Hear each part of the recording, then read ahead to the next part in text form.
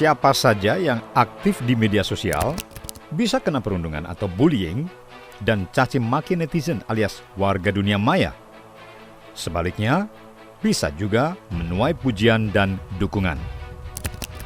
Tapi yang menimpa Dino Patijalal ini lumayan menarik, karena dia mantan Duta Besar Indonesia di Amerika Serikat, Wakil Menteri Luar Negeri, dan jubir Presiden SBY waktu itu. Dino Pati dirundung akibat memberikan pendapat yang agak serampangan terkait lawatan Presiden Jokowi ke Ukraina dan Rusia.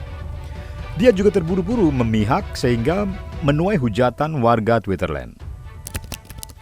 Di akun Twitter @dinopatijalal pada 29 Juni, dia memposting opini. Begini bunyinya. Seruan lantang Indonesia untuk menghentikan perang seharusnya dialamatkan secara khusus dan langsung ke Presiden Putin karena sangat jelas Rusia yang menyerang Ukraina, bukan sebaliknya.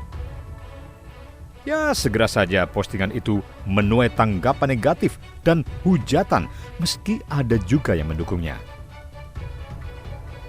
Pemilik akun Yas @matahari raya menuding mantan Dubes Zaman SBY ini cuma menyimplifikasi atau menyederhanakan persoalan. Dia pun membalas, perang pasti ada sebab akibat dalam konteks mendamaikan. Faktor sebab akibat ini harus diurai, dicari solusinya. Jika belum ketemu, minimal ada niat awal berdamai. Nah, di level geopolitik, niat damai saja sudah bagus, katanya. Netizen di Twitter heran dengan opini sosok diplomat yang pernah menjadi bagian dari Kemenlu ini yang terburu-buru. Kok ya diplomat ulung nggak bisa bedakan ya? Menjaga perdamaian dunia dengan memihak? Gitu, sambar akun Dedek Prayudi. Katanya, it takes two tango to stop children fighting, Pak Dino. Makanya kunjungannya bukan cuma ke Ukraina, tapi juga ke Rusia setelahnya, Pak. Demikian tulis akun @justbiuaja. Apakah Bapak baca beritanya stop sampai paragraf Presiden datang ke Ukraina doang, Pak? Lalu keburu emosi dan nggak tahan untuk tidak mencela, tambahnya. Kemudian akun @joko_maryadi pun menasihati Dino. Mbok ya simak perkembangan beritanya. Nanti baru menyimpulkan. Harusnya bangga dong punya presiden bernyali besar. Dunia saja bangga, ujarnya. Lalu, akun @helmizani menulis, saya pikir Anda salah seorang diplomat senior yang kompeten dan sangat mengerti konstelasi politik regional dan global. Tapi, statement Anda yang prematur dan bias menunjukkan bahwa Anda hanyalah seorang yang picik dan baperan, persis seperti sang mantan junjungan. Ambyar. Nah, kalau memang ini suatu misi perdamaian, maka Indonesia harus punya konsep yang jelas, konsep perdamaian yang akan dimajukan kepada Presiden Putin dan juga kepada Presiden Zelensky. Ingat, semua proses perdamaian dimanapun di dunia ini berawal dari konsep. Ya. Jadi konsepnya itu apa? Dan lebih dari konsep, Indonesia juga perlu menetapkan dari awal apa ambisi keterlibatannya dalam konflik Rusia-Ukraina. Apakah suatu peran yang intensif ya, atau peran yang lebih moderat.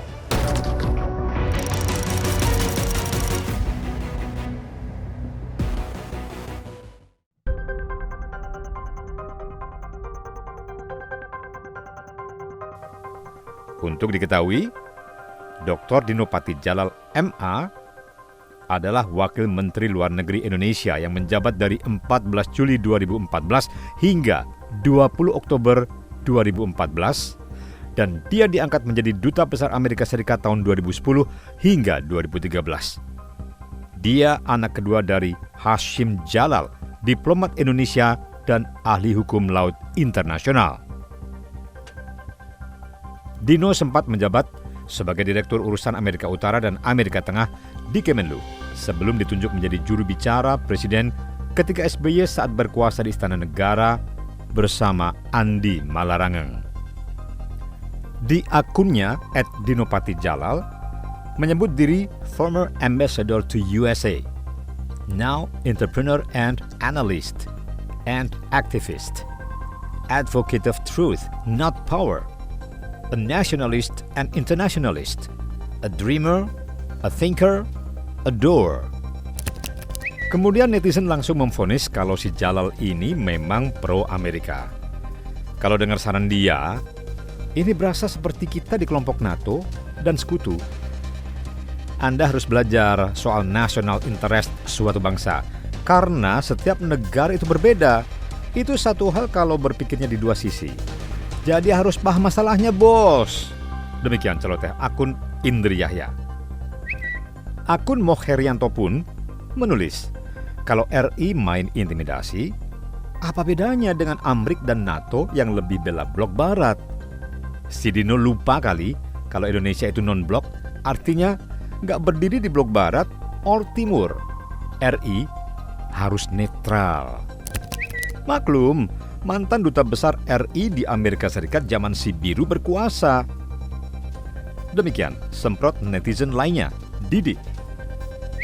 Dia juga menulis, sebagai seorang diplomat senior, tentu paham permasalahan mengapa Rusia menyerang Ukraina. Iya kan? Toh misi berikut beliau ke Rusia.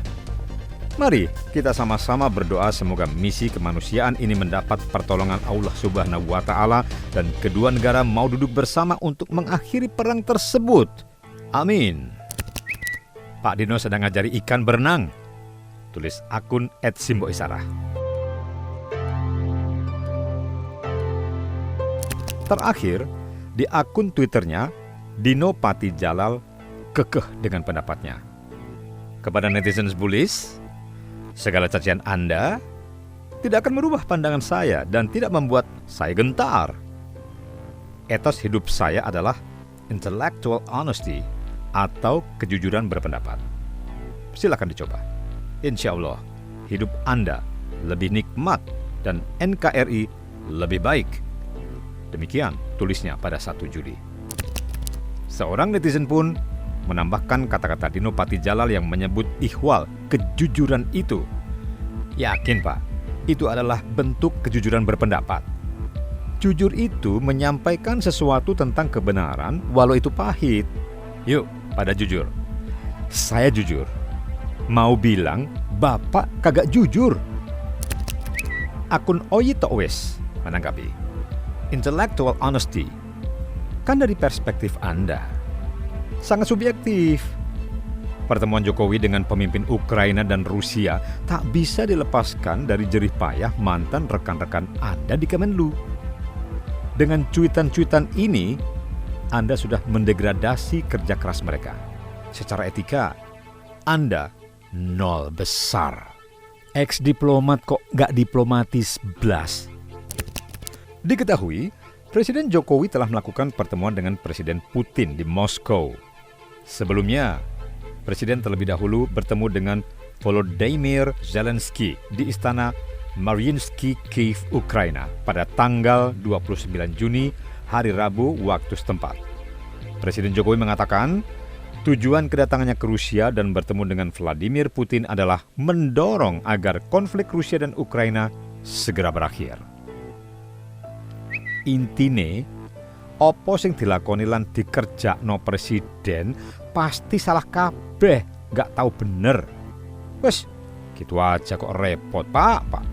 Atek ngomong intelek barang. Semprot akun Wahyu Puja menanggapi dengan campuran bahasa Jawa. Yang artinya, intinya sih, apa saja yang dikerjakan Presiden Jokowi ini pasti dianggap salah semua. Gak pernah bener. Dah, gitu aja. Tak perlu repot-repot pakai ngomong intelek segala. Dan demikianlah kabar Dino Patijalal. Itu juga barangkali ada yang ingin tahu.